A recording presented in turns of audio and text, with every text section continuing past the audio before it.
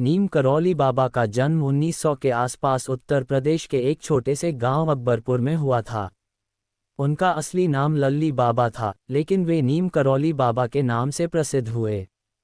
नीम करौली बाबा के जीवन के बारे में बहुत सारी बातें आज भी रहस्यमयी और रहस्यों से घिरी हुई हैं, क्योंकि उन्होंने अपनी जिंदगी में बहुत कम बातें खुद के बारे में बताई थीं। नीम करौली बाबा को भारत में एक महान संत के रूप में माना जाता है। वे विशेष रूप से अपनी दिव्य उपस्थिति, चमत्कारी शक्तियों और सरल जीवन शैली के लिए प्रसिद्ध थे। बाबा ने अपना अधिकांश जीवन हिमालय क्षेत्र और उत्तर भारत में बिताया, जहां वे साधना, ध्यान और सेवा में लीन रहे। नीम करौली बाबा का प्रारंभिक जीवन सामान्य था, लेकिन जब उन्होंने आत्मज्ञान की खोज में अपनी यात्रा शुरू की, तो उनका जीवन पूरी तरह से बदल गया।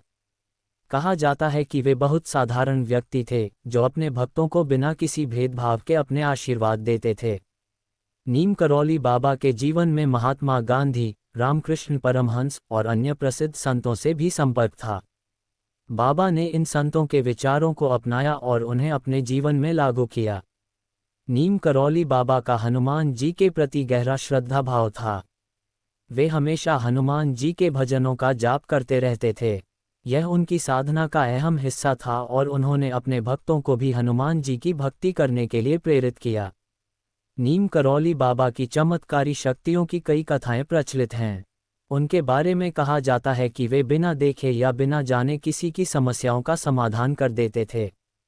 कई बार उन्होंने अपनी दिव्य शक्तियों का उपयोग करके लोगों की मदद की, जैसे कि किसी के दुखों का निवारण करना, बीमारियों का इलाज करना और कई अन्य असंभव कार्य करना। नीम करौली बाबा का प्रभाव भारत के अलावा विदेशों में भी था, विशेष रूप से अमेरिका में। कई पश्चिमी भक्तों ने उनकी भक्ति की और उनमें से सबसे प्रसिद्ध हैं स्टीव जॉब्स, एप्पल के सह संस्थापक, मार्क जुकरबर्ग, फेसबुक के सह संस्थापक और अन्य कई लोग जिन्होंने बाबा के चमत्कारी और साधारण जीवन से प्रेरणा ली।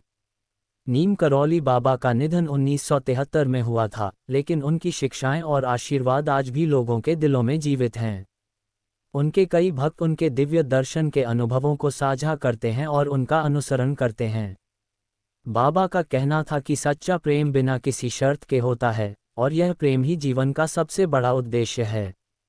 बाबा ने हमेशा सेवा को सबसे बड़ा धर्म माना। उन्होंने अपने भक्तों से कहा कि वे दूसरों की मदद करें और अपने स्वार्थ को छोड़कर मानवता की सेवा करें।